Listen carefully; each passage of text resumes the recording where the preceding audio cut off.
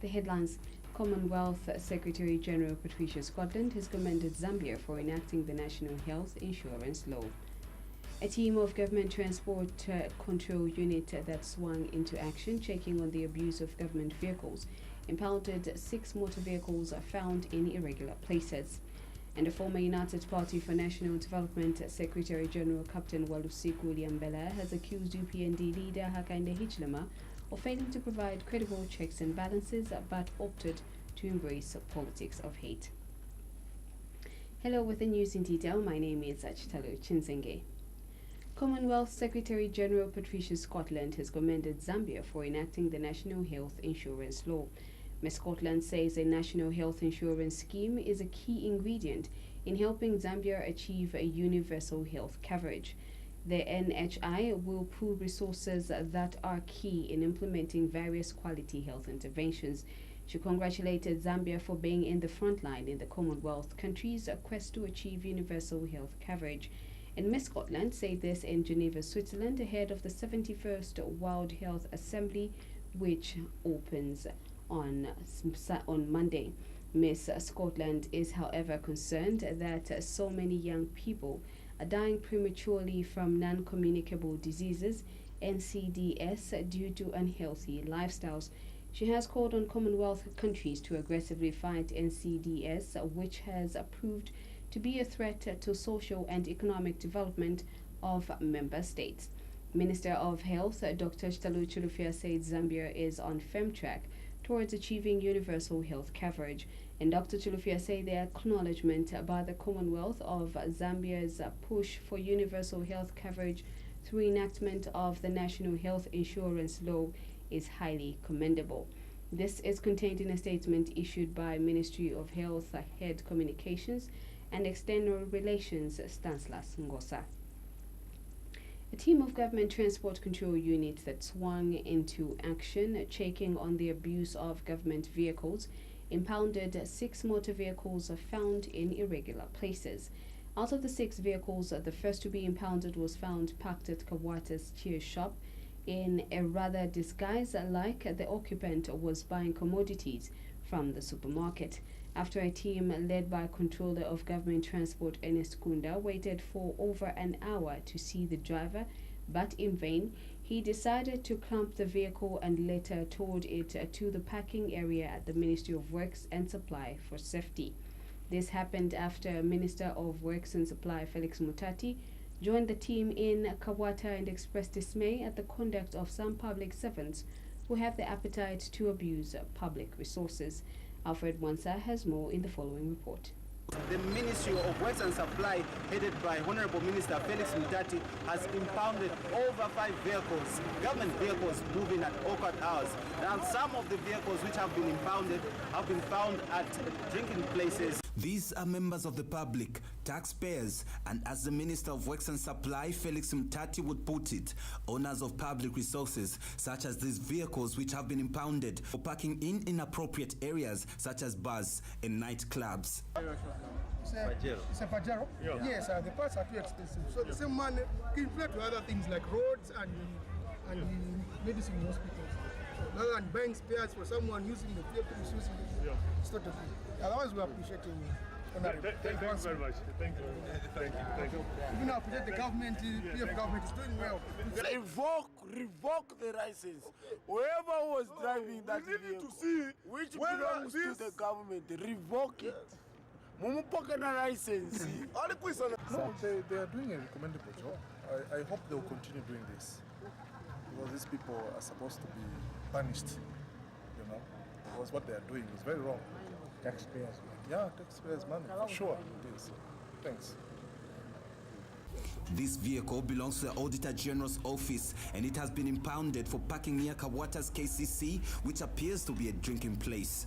According to the minister, the driver of this vehicle was still enjoying his drinks when the GRZ vehicle was towed.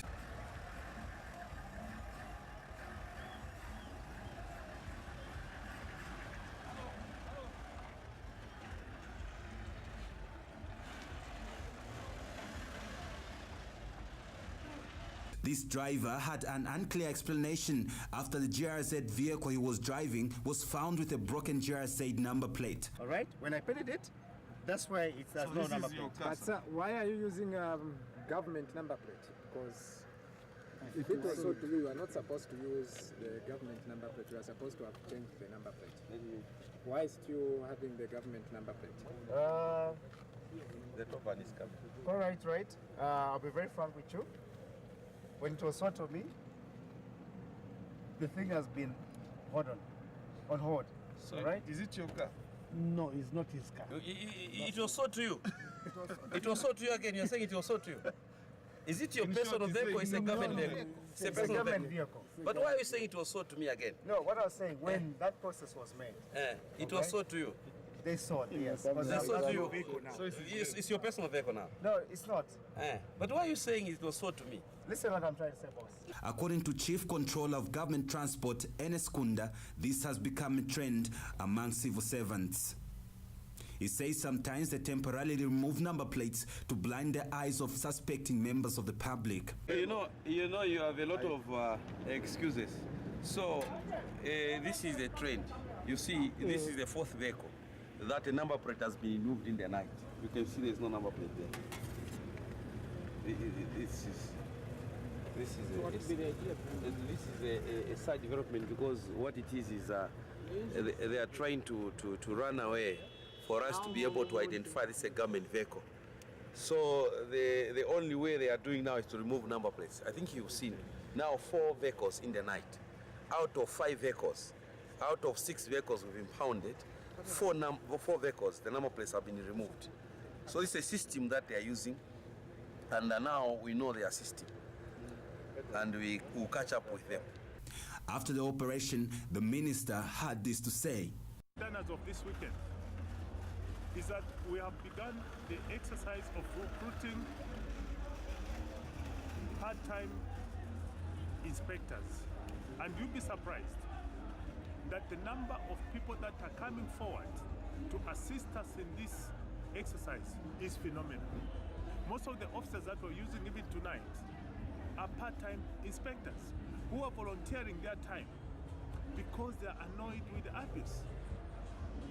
In the Cover Belt, we have over 50 that have volunteered to be able to assist us in this particular exercise. So it shows that the citizens are concerned about wastage of money.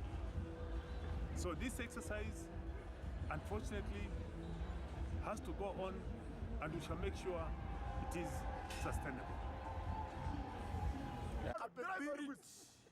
Driver mubikeni nango mumukopeko. Where is the driver? Take up ability. Here kwansha according to the stipulated rules of driving. Mumweve arresting. Kapona. If we jama taxi, you arrest us. Arrest him. For QTV News, I'm Alfred Mwansa.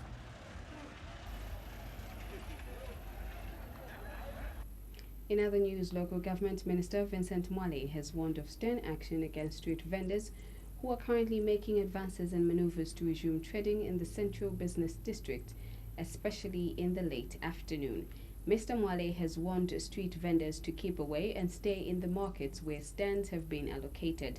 Mr. Mwale has directed street vendors to get back to the markets and other designated trading places before the local authority pounces on them.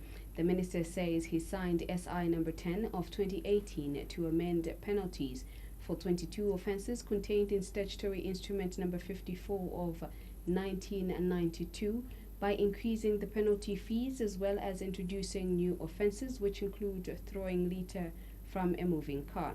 He says under the newly signed statutory instrument, it is punishable by law for any person to buy products from a street vendor. He says it is unfortunate that some vendors have decided to go back into the streets, a situation he said he will not take lightly. Mr. Mwale says there is need for traders to continue trading in those designated places because that would also help keep the city clean. And if indeed street vendors are back, we are going back to take them out. We have agreed there's no street vending. I passed a statutory instrument number 10, number 12, that bans street vending. We are creating market spaces for them, and I think that that's the best thing to do for them. There are no toilets in the streets. We don't want to get back to times when we lost people because of our recklessness. So we lost 114 people. I think that that is a lot of people to lose. We don't want to lose any more life because we are careless. No more street vending. And right now, if people are getting back to the streets, let them get this as a warning from me, that we are going back and will drive them out of the streets again. We have agreed with the street vendors, the associations and everybody, that they won't trade in the streets. So if this news is true, that they have gone back to the streets, we are also going back to take them to where they should be. And former United Party for National Development UPND Secretary General Captain Walusiku Abela has accused UPND leader Hakainde Hichilema of failing to provide credible checks and balances but opted to embrace a politics of hate. Captain Abela says from time immemorial, Mr. Hichilema has been telling his members not to monitor government's developmental projects on the national TV broadcaster as a basis of attacking and criticizing whatever government does. And Captain Abela has since called on the electorates in Chilanga to rally behind the Patriotic Front's parliamentary candidate Maria Langa in the forthcoming by-election, as the opposition has failed to lobby for developmental projects in the constituency because of their hate towards those in government. Captain Abela says the ruling Patriotic Front is to stay on in power longer than expected, thanks to the ongoing development taking place across the country. She says the people are happy with the development agenda the PF have introduced in Zambia, and the development taking place is there for everyone to see. Captain Abela says there sees no reason why the people of Zambia will vote the PF out of government after it has performed well to the satisfaction of the electorates. She has told journalists at the Patriotic Front Interactive Forum in Lusaka that it is high time the party changed its leadership. You know, when a parent in a home gives an instruction that this must not be done in my house, as a dependent or a child in that house, you'll be overstepping to do what your parent doesn't want to do. So you abide by what you are told to do. It's unfortunate that that's how things just happen humanly, as we may be. I see you do this, I don't want. Check out on the MPs. If an MP is seen talking to, interacting, or even socializing with any other MP from the opposition, from PF, he is reprimanded. So you take the rules as they are given to you by the Bible.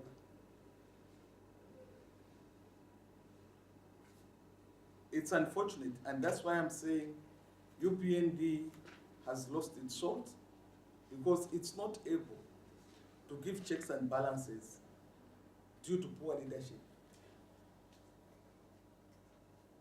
If UPND was to function as the biggest opposition party, PF would be trotting to be able to fulfill. Although they are on autopilot, they are not able. Meanwhile, PF Media Director Chanda has vowed to continue exposing one Member of Parliament, Mr. Chimba Kambweli's alleged corrupt activities on the Copper Belt. And Mr. Chanda has threatened that the party will continue exposing Mr. Kambweli if he doesn't stop putting the name of the president in disrepute. Meanwhile, Mr. Chanda also backed Captain Abela's call for people in Chilanga to vote for the PF candidate, Maria Langa. That is a potential jailbait, and we don't want to add more sorrow to that of his life and his family. So we don't take his remarks seriously. One would talk about, imaginary 3.9 million land, and this is bare land. And the response that was given by the presidential spokesperson, Mr. Chanda, was adequate to cover that matter. For those that would want to show more and particular interest, I think that they know how to connect to Swaziland, and go and verify whether what the spokesperson said is true or not. Let them go and point at a structure worth that amount. Otherwise, we appeal to the Zambian people that what Kamwid is saying, what Mr. Hakainde Hichilema, who is a serial loser, is saying for purposes of trying to attract public attention, the people of Zambia must not take seriously, because we know for a fact that if you contested an election in 2006 and you lost, 2008 you lost, 2011 you lost, 2015 you lost, 2016 you lost, you are not in your proper state of mind, and we would recommend that if he needs anything more from our side, he needs more sympathy than anger. Patriots for Economic Progress PEP party leader Chanda has called upon the United Party for National Development to consider laying a fresh motion of impeachment against President Edgar Lungu as soon as Parliament reconvenes in June. Mr. Tembo says the party has been studying the issue of the acquisition of land and intentions to build a mansion by President Lungu in the Kingdom of Eswatini, formerly known as Swaziland, which is alleged to be corruptly financed by Michelo Shakantu, who is a director and shareholder of both Inyatsi Construction Limited, a company registered and operating in Zambia, and Inyatsi Properties Limited, a company registered and operating in the Kingdom of Eswatini. He says according to its investigations, President Lungu is accountable for his alleged violation of the law by corruptly acquiring and financing the construction of a mansion in the Kingdom of Eswatini. He believes that this is an opportunity for the UPND and other genuine opposition political parties to show leadership and do what is in the best interest of the citizens of this republic. Mr. Tembo says if President Lungu was an ordinary citizen of this republic, he would have demanded for his immediate arrest and prosecution for alleged corruption, because sufficient evidence exists to support this charge. He says the only way in which we can hold President Lungu accountable for this alleged violation of the law by corruptly acquiring and financing the construction of a mansion in the Kingdom of Eswatini is through the provisions of Article 108, Cap 1C of the Republican Constitution that provides for the laying of a motion of impeachment against the President on the floor of Parliament for gross violation of the law. Mr. Tembo says once an impeachment motion meets the support of 1/3 of the total members of Parliament and is laid against President Lungu, the Chief Justice of Zambia will be compelled to convene a tribunal to investigate the alleged corruption association of President Lungu and Mr. Michelo Shakantu and their respective roles in this Kingdom of Eswatini mansion scandal. Based on the various photographs we have seen at various social gatherings where they are together, basically sharing a light moment, our position on this matter is that there is sufficient evidence to support criminal charges against Mr. Lungu if he was a common citizen. However, given that Mr. Lungu is a Republican president and is immune to arrest and prosecution, the only available remedy to the Zambian people is to consider laying an impeachment motion against Mr. Lungu so that the Chief Justice can be compelled to convene a tribunal which will try Mr. Lungu. If Mr. Lungu is innocent with regard to these allegations, then he will be acquitted, just like all other citizens of this republic are expected to be acquitted if they are falsely accused in the courts of law. So we call upon our brothers and sisters in the UPND to consider laying an impeachment motion, a fresh impeachment motion in Parliament so that Mr. Lungu can be properly held accountable. The Bishops' Council of Zambia, BCZ, says the Zambia Center for Inter-Party Dialogue, ZCID, should be given enough powers through an Act of Parliament to deal with any political conflicts that may arise in the country. BCZ Secretary General Abela says the country should fully take charge of the dialogue process. Reverend Kaila has told Q News that there is no problem with the ZCID handling the process and other political misunderstandings that may arise in the country. The Civil Society Constitution Agenda, CISCA, has asked the Zambia Center for Inter-Party Dialogue, ZCID, to come up with the clear roadmap for the impending dialogue process. CISCA chairperson Bishop John Mambo has noted that as a Christian nation, it is right for the church to spearhead the national dialogue process. He says it is therefore right that the Catholic Church, through its senior clergy, initiated the dialogue process. Bishop Mambo has, however, recalled that the coming on board of the Commonwealth to spearhead the dialogue process was agreed upon by President Lungu, saying if at all the president has changed his mind, then it will be better for politicians to meet by themselves. Senior blind citizen Elijah Ngwale has praised President Edgar Lungu for his commitment to the rights of people living with disabilities. And Mr. Ngwale has urged Zambians not to discriminate against persons with disabilities and consider them as equals in society. He says the Constitution of Zambia, in its founding values and principles, recognizes the rights of persons with disabilities. Meanwhile, Mr. Ngwale has accused Community Development and Social Welfare Minister Emerin Kavanshi of failing people with disabilities by not addressing issues affecting them adequately. So I'm not taking much of your time to explain to you how good the president, the president and the first lady have been to me, that they listened to me. So sorry that I missed this. But then, as I said, it was because of the relationship which exists between me and the bad relationship and the minister and the Zambia Agency for Persons with the disabilities. Now, New Congress Party leader Peter Chanda has called on political parties to campaign freely and express their opinions without fear ahead of the forthcoming parliamentary by-elections in Chilanga. Mr. Chanda says there is need for all political parties taking part in the by-election to preach the gospel of peace and unity. He has told Q News that it is important that politicians should use persuasive means to solicit for votes. Mr. Chanda says communities should be on the forefront in confronting questions of violence, peace building and reconciliation in Zambia. He says Zambians should coexist, and this is important to come up with peace building programs that unite people across boundaries, cultures, gender and political affiliation. Mr. Chanda has emphasized that political parties should continue to nurture an environment of tolerance and demonstrate to the world that Zambia's democracy has come of age. He adds that this country does not require violence, intimidation, and other obstacles for people to demand the right to express their will through the ballot box.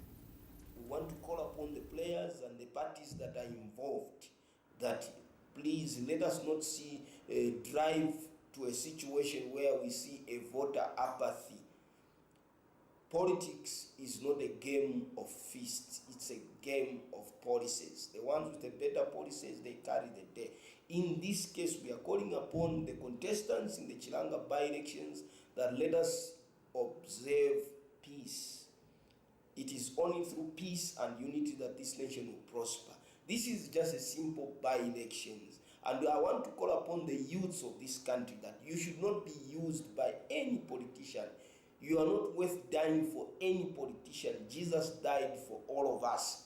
We are not supposed to shed blood. At the same time, our forefathers, headed by Dr. Kaunda, fought for the independence that we are enjoying at the moment. Meaning, we are not supposed to fight one another because our freedom fighters fought for the independence that we are enjoying. At the moment, what we need are policies. And for the candidates that are contesting the Chilanga by-election, we call upon both candidates from both the ruling party and the opposition UPND that it is time to call for peace, it is time to call for coexistence.